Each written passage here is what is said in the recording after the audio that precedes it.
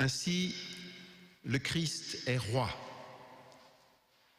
Et c'est comme tel que nous voulons l'honorer et le fêter en ce dimanche, au terme de ce qu'on appelle l'année liturgique. Le Christ est roi, mais il nous le dit lui-même, pas à la manière des rois ou des puissants de ce monde. Car les rois de ce monde peuvent tromper et être trompés. On peut leur échapper, on peut fuir leur justice. Rien de tout cela n'est possible à mon égard.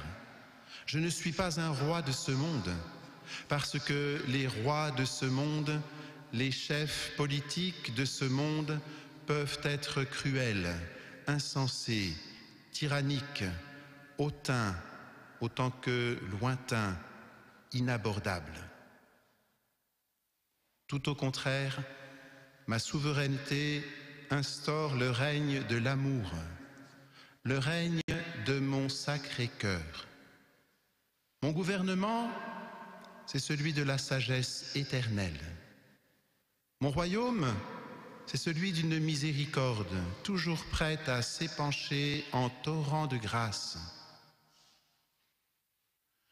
Je cite ici le livre de Jean Housset, intitulé « Pour qu'il règne ». L'auteur distingue « La royauté de Jésus n'est pas de ce monde, mais elle est bien sur ce monde ». Et c'est peut-être aussi ce que les lectures de ce dimanche nous laissent entendre, dont le thème principal est celui du berger et non pas d'abord du roi. Mais il n'y a aucune opposition entre le berger et le roi dans la culture biblique. L'association berger-roi est loin d'être inconnue. David lui-même, dont Jésus est le descendant, était berger et roi.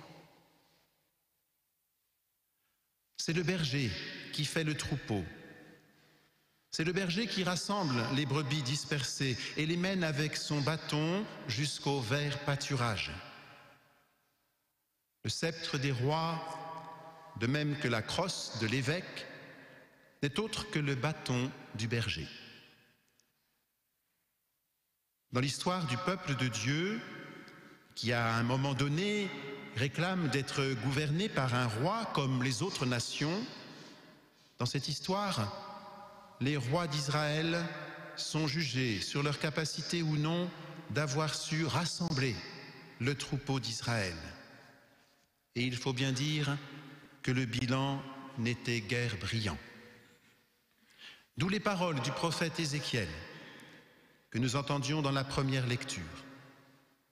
Ici, c'est Dieu lui-même qui prend les rênes. Lui qui est Seigneur et roi ne l'est pas à l'image de ces rois qui ont oublié leur mission première de berger. Dieu sera lui-même le roi berger de son peuple pour le ramener à Sion, soigner les brebis affaiblies et faire le tri dans le troupeau. Le psaume 23 ne dit pas autre chose. Aujourd'hui, parler d'un troupeau de moutons n'est guère un compliment.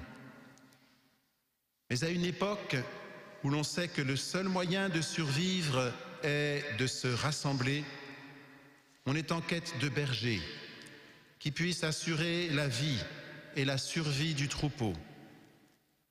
On n'est pas prêt à suivre n'importe qui. Il faut que le chemin proposé soit celui de l'alliance, d'une alliance véritable.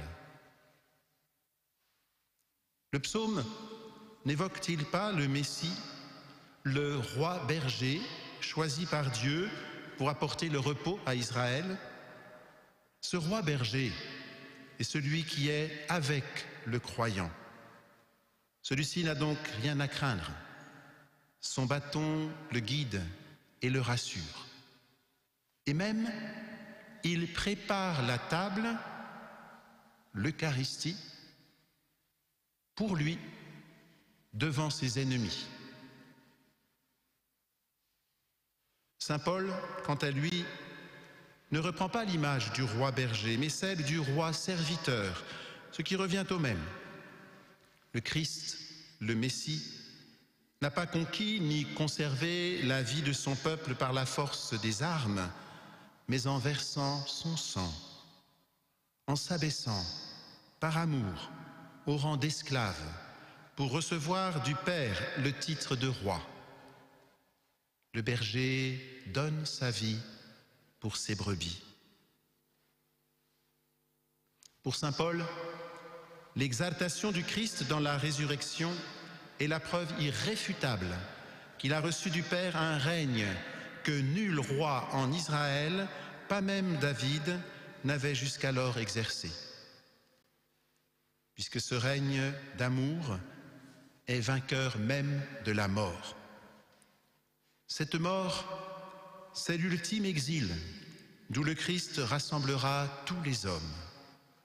Les frontières sont abolies.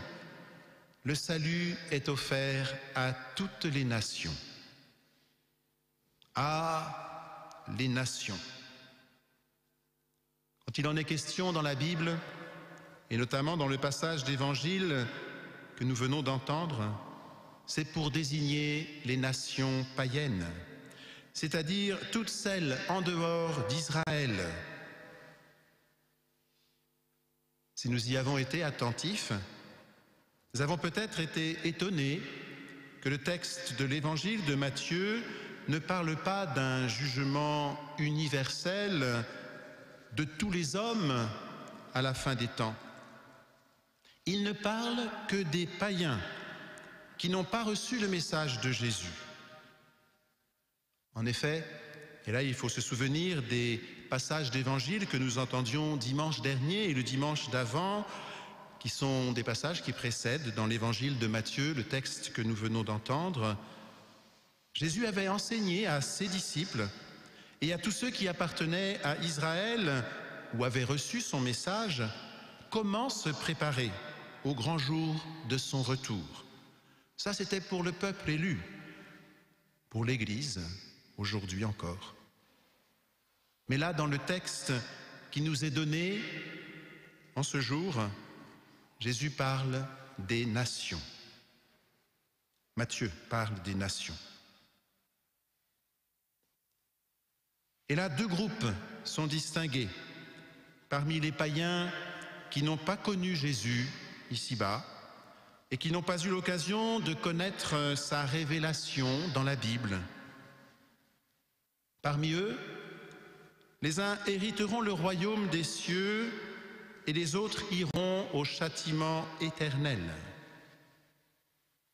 Que l'on soit du peuple élu, que l'on soit membre de l'Église, que l'on soit païen, ignorant de Jésus-Christ, Dieu règne sur tous les hommes.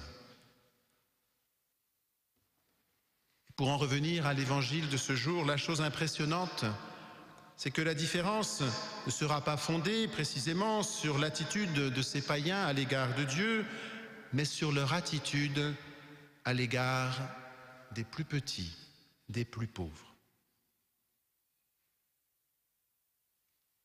Aucun des deux ne s'est rendu compte du véritable enjeu de ses actions ou de ses omissions.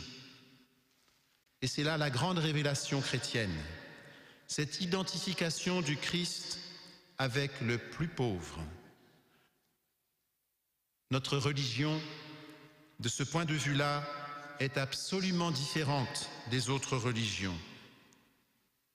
Bien sûr, dans l'Ancien Testament, existe l'invitation à aider la veuve et l'orphelin, mais on n'y voit pas encore, cette identification qui vient du mystère de l'incarnation. Dieu lui-même a pris en Jésus notre nature humaine. Par conséquent, ce que l'on fait au tout petit, c'est ce que l'on fait à Dieu lui-même. Il a voulu rejoindre dans notre humanité ce qui est le plus délaissé.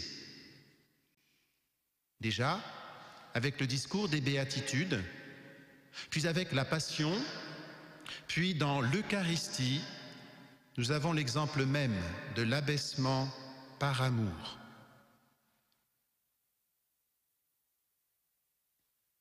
Il y a beaucoup de pratiquants, mais peu de croyants.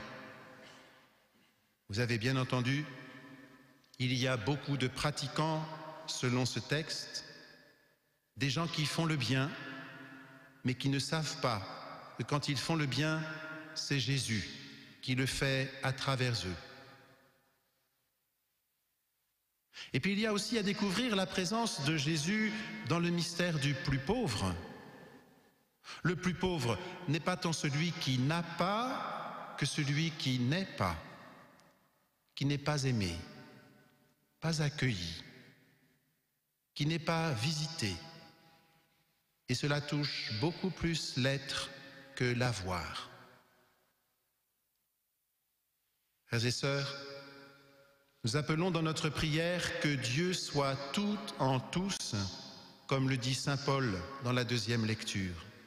Que son règne vienne, qu'il vienne rassasier les cœurs et les esprits pour toujours. Et cela s'appelle la béatitude. La béatitude passe par la porte des pauvres.